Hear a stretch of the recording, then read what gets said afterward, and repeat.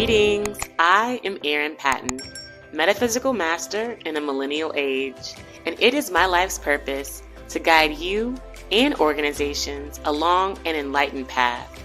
So I invite you to sit comfortably and tune in as I welcome you to the MetaBusiness Millennial, where we get the real conversations you won't get in the boardroom so that we understand this is exactly the path we need to be on in order to grow, evolve, and thrive.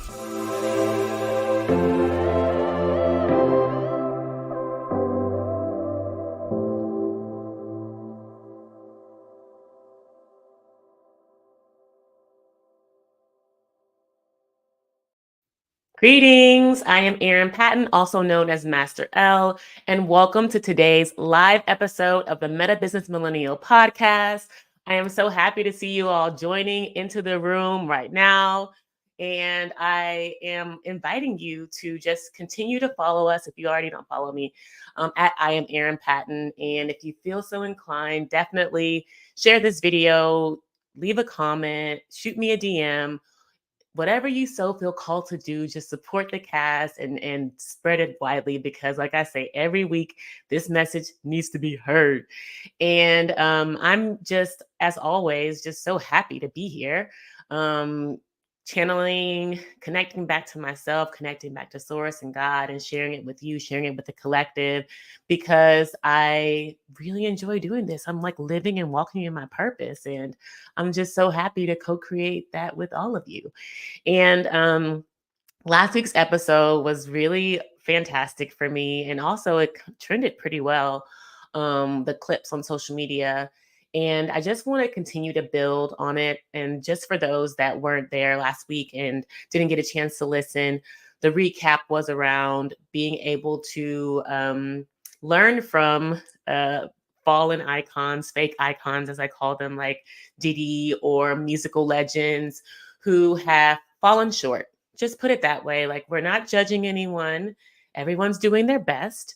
That's the best thing about this metaphysical path, this spiritual path, is there's no really room for punishment anymore. There's just no room for punishment.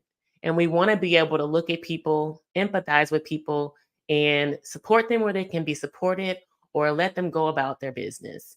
And I really wanted us to just continue to look at all that we've grown up with, all that we've been taught to believe, and just simply question it. Question what we've been taught. And I believe that these icons and the fallen icons are a really great example of how we can begin to start questioning, oh, wow, like I really looked up to this person and now they're different. And that leads me into what I want to discuss today, which the topic I titled it Work Like a Man, because I got this email newsletter from Chief, which is a very reputable women's club. And their email headliner featured Connie Chung. And Connie Chung, as many of you may or may not know, is an Emmy Award-winning journalist, one of the first Asian American women to really just be on network TV. And she just did her thing in the media industry. And the headline of the article was, "I convinced myself that I was one of the guys." Okay, Connie Chung, a woman, a beautiful woman, convinced herself that she was one of the guys in order to be successful. Okay, now let's just break this down because I'm sure so many people have thoughts about this. And she described that this is what she did to overcome her imposter syndrome, is she convinced herself she was a man. Okay, so to me, this sounds like insanity. And to other people, it's like, oh, she did what she had to do to thrive. She did what she had to do to get through. She did what she had to do to get the bag. Okay, that's also an acceptable, defense, if you will. But when you look at her, why would a woman want to be a man? And I talk about this, maybe not a lot on the podcast, but just in general, because this has been my own journey. I always say that before I started really getting into my spiritual quest, actually, really before I started working with my current shaman mentors the past couple years, I was a very good man. And I say it all the time. I was a very good man. I mean, I went to business school, undergraduate, graduate school. I worked in these very masculine spaces, even in fashion. I worked in fashion, but look at who leads fashion. All the designers are men. So when we're thinking about like the woman's journey and you say, oh, there aren't so many women CEOs, but when you do look at the women CEOs, most of them have short haircuts, they're all suited up. I remember even when Hillary Clinton was running for president, like remember she wore the pantsuit all the time. She was a man. A woman look like, presenting as man, masculine, short hair. I remember she cried one time. She got virulently criticized for crying, showing emotion as a woman. And I'm saying, and I don't want to ostracize or alienate the men in this conversation because everyone is really accountable for this type of thinking, if you will. And there's no pointing fingers or placing blame because it just is what it is. It is what it is. And the reason why I believe that men are so crucial to this conversation is so that they can have the awareness of what it is that they favor and don't favor in the workplace or beyond. Why do you just feel comfortable when a woman acts like you? Why does it not why is it not comfortable or why is it not acceptable for a woman to be feminine and emotional and speak her mind in the boardroom, in the meeting room, in a one-on-one meeting? And I believe that I have answers to these questions, but at the same time, I really can't speak for men. I can't speak for anyone. Yet it really begs these questions, the situation. And it goes even beyond the woman aspect, the gender aspect. It even goes into the racial aspect. What is it about having people that look exactly like you all around your workplace? The fact that we have to have all these diversity manifestos and, sit-ins and protests and all kinds of like lives matter just to be able to have some different looking faces in the space. And these are real questions for leaders to ask themselves. Is it based really on someone's, how they act, or is it actually what they bring to the table? And it's seemingly that it's really about how you act. And I want to make sure that we dig deeply on this. We want people to feel comfortable. We want to feel safe. We want to feel secure. And the best way to do that is by showing up as your motherfucking self. The more that you start to hide and the more you start to mask, that actually creates a lot more insecurity, a lot more instability. And yes, you may see you may get the awards, like in Connie Chung's case, she got the awards, she got the visibility, but at what cost? And we will never know the fullest extent of that because this is her path, this is her walk. Yet imagine for yourself if you change the way you walk, change the way you talk, change the way your hair looks, dressed. I've done all of this, y'all. That's why I can speak to it so deeply because I did this. I changed everything about myself to be acceptable in the workplace.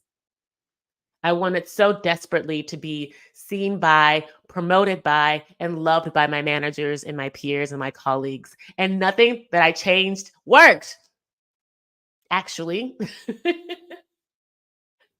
The funny part about it. Nothing that I changed actually helped my path or allowed me to succeed any greater. If anything, it just made me feel more empty and insecure and unfulfilled, which is why I'm here today, being able to speak this truth and say it like this, because it wasn't meant for me to be able to succeed in that way, and nor is it for you. Especially if you're tuning into this, you're someone who deeply desires to be in their fullest expression, to be in your fullest expression. And if this is what you deeply desire, then you got to do it. And the only way you can do it is to do it. You just have to do it. And I was talking to a very good friend the other day who literally was just giving me my flowers, and I'm loving this season of just giving flowers because my mom's birthday was last week, and I'm gonna get emotional. But I was just gonna do something small and just have some friends over, but I ended up, of course, having all these decorations and these beautiful real flowers and amazing food, and so many of the guests brought her flowers. And I wanted to have her to have this experience because it's like you want people to have their flowers when they're here so they can see them and smell them and touch them and receive all the love you have to give. And in order to be able to be in that receptive mode and being able to get those flowers is by being in your truest expression. Like the Connie Chung's, I'm not sure she really gonna get her flowers in this life like that. And that she wasn't really able to be in her fullest expression, saying that she had to convince herself she was a man to be successful. Then who are you? Who are you? And I don't want to get into the nuances of the gender expression or orientation or labeling because that's not what this is about. What this is about specifically is showing up as yourself authentically and understanding the power in that. And getting back to the story that I was speaking of, my friend was giving me my flowers because he was just telling me how much it meant to him that I encouraged him, I pushed him, I inspired him to speak his truth. He'd been going through some very, very difficult situations at work, more specifically, and of course, in your personal life, because generally when things are going wrong, they're going wrong. Yet, oftentimes when things are going wrong, especially at work, and I've been through this myself, we retreat. Sometimes we don't have the right words to say, and we don't know what to say, and that's okay. You take the time to figure it out, but you do not remain silent on any matter that is regarding you, particularly in a negative light. You sit with it, you find out what it really means to you, and you speak it up and you speak it out. And just by giving him this advice, encouraging him, standing by him, believing in him, he was able to, deliver a truth that really has started to save himself and his business. And this is such a small kind of example, but a major development, if you will, or evolution on this person's path.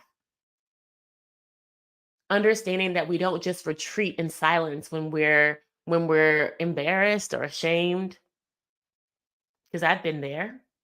I've retreated in silence. I know what that feels like. And then I waited until I had the strength, the courage, the energy to speak my fucking truth. And you best believe everybody gonna get it. Because that's why I have this podcast. I use this platform as an opportunity to speak that which I've been through in hopes that it could serve you, in hopes that it can serve someone else on their journey.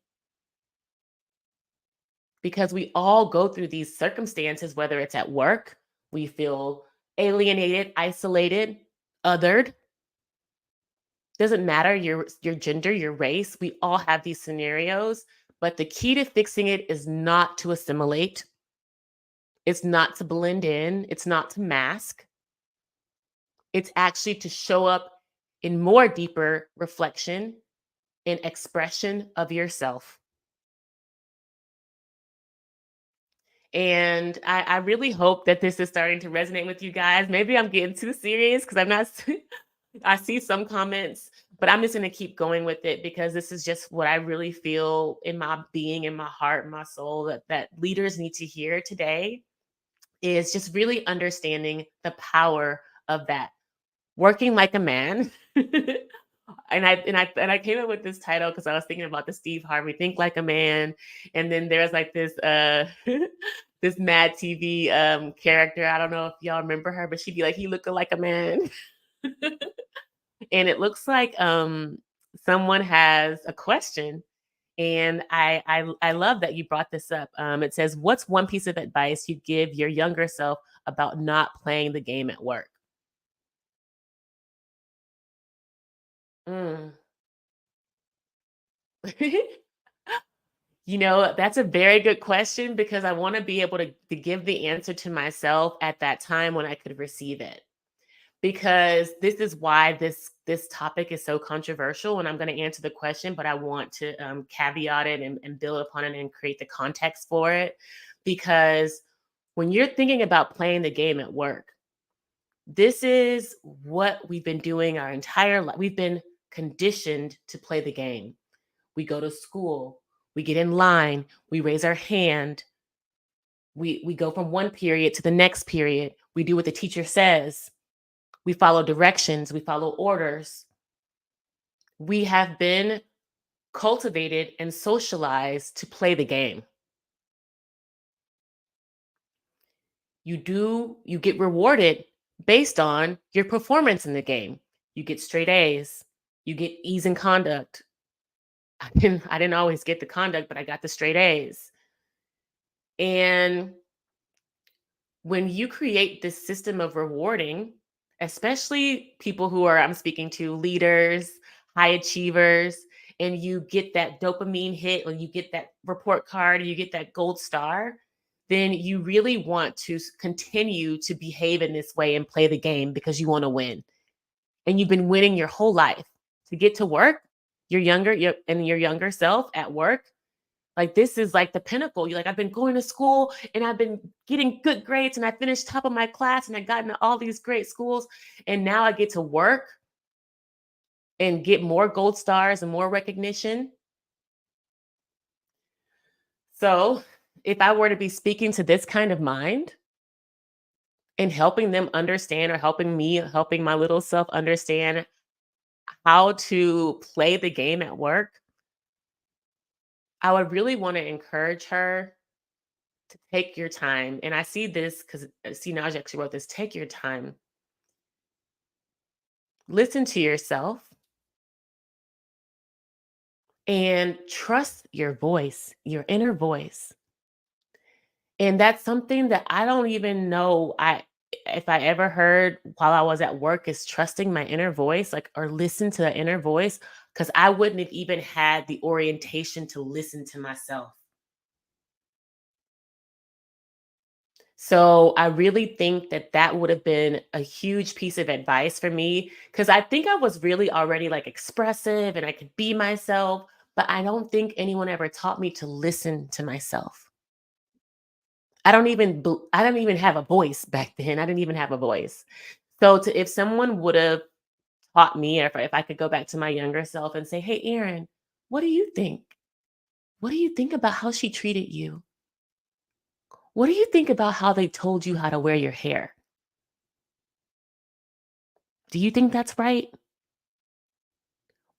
Then this is a case when I was told at work that my natural afro was inappropriate for the work environment, and I listened to my parents who told me to take my ass back to work. I listened to mentors who told me to take my ass back to work.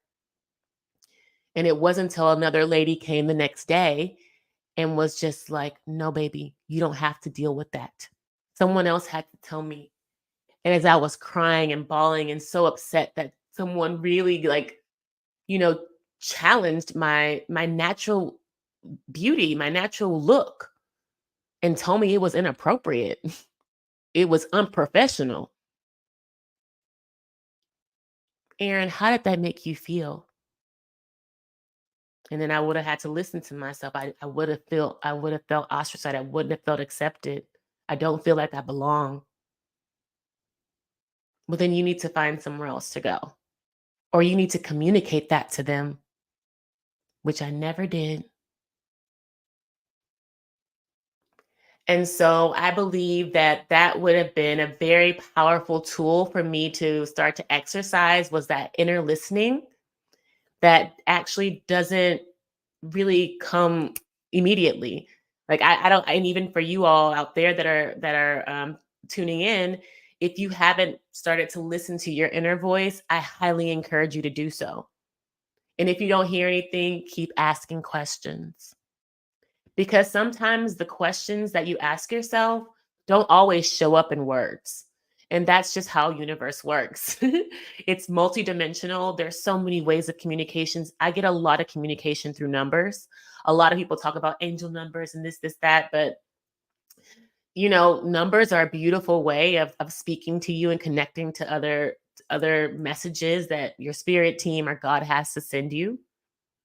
Sometimes it's in a movie speaking directly to your ass or a TV show or a commercial or a song.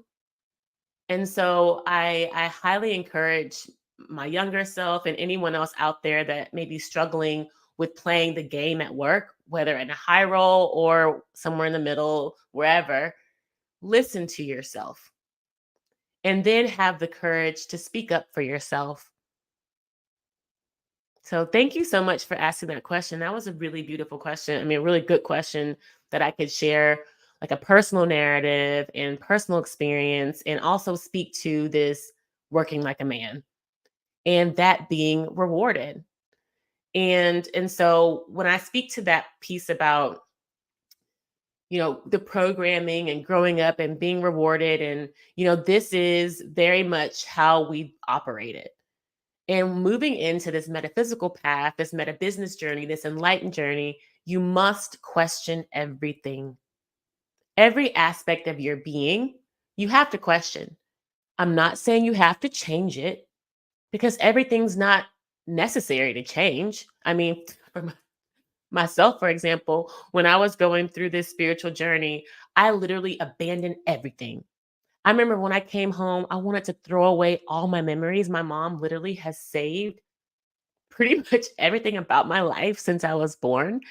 And she's kept it in all these boxes and very well organized. And I literally had put it at a dumpster when I moved home because I wanted to erase everything about my life.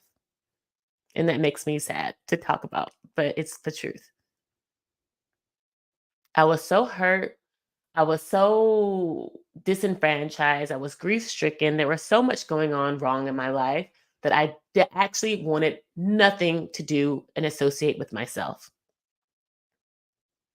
And that's just my truth. So I wanted to throw myself away and start over.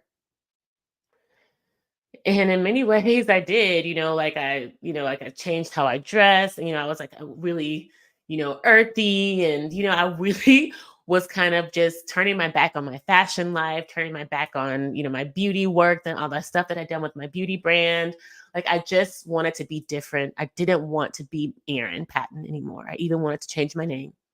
I just put it all out there. And so with healing comes that restoration. And yes, that resentment can certainly cloud our judgment, cloud our actions.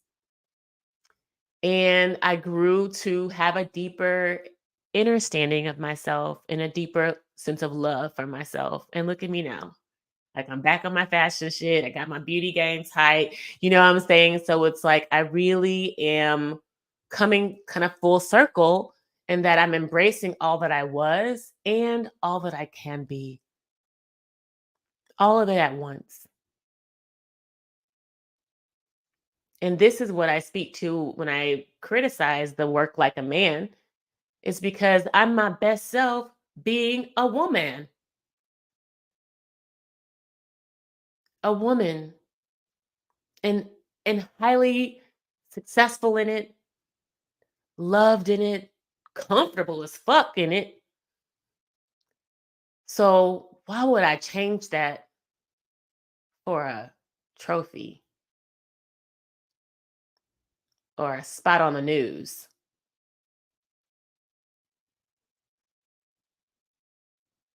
I still have my whole life to live. I still have my family to answer to. I still have to look at myself in the mirror every day. I got to be happy with that. And I know you need to be too. And as an enlightened leader, as a leading edge new earth leader, it is not possible to settle. Settling is no longer an option. Assimilating is not an option. Masking is not an option. You must be able to stand up in your truth, speak it, embody it, and model it for the world. And, I feel like this is coming to a close. And I really am so grateful to all of you who tuned in, who asked questions, who gave comments. And I'm loving seeing some familiar names too in the room. I'm very, very grateful to see all of you. And I just want to just leave you all with that. Work, working like a man. No shade to my men out there because you're doing a great job. And to the women out there, definitely reconsider, what it means to change who you are. And men out there who are working with women, also consider what it is that I'm expecting of people around me. Can I reasonably expect everyone to be just like me, act just like me, perform just like me? So we really need to all of us start to just be more aware, not only of how we show up, but our expectations of other people. And then open our mouths and communicate our tensions, our challenges, our disagreements, our dissent, so that we may come to a resolution.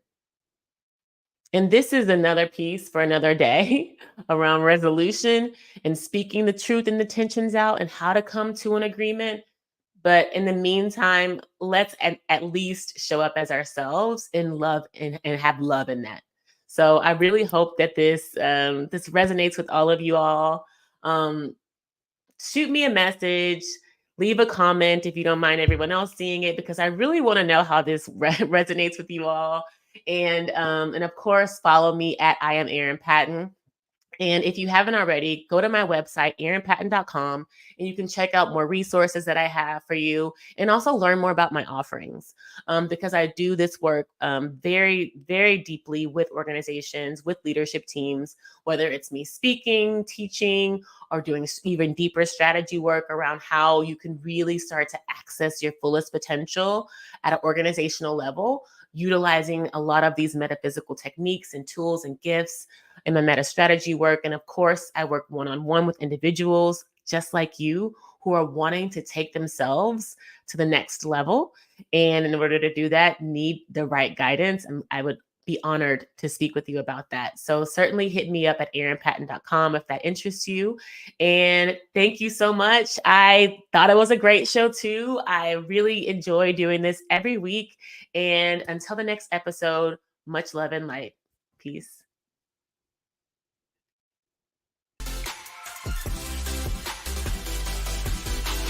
Did you really love this episode of the MetaBusiness Millennial podcast?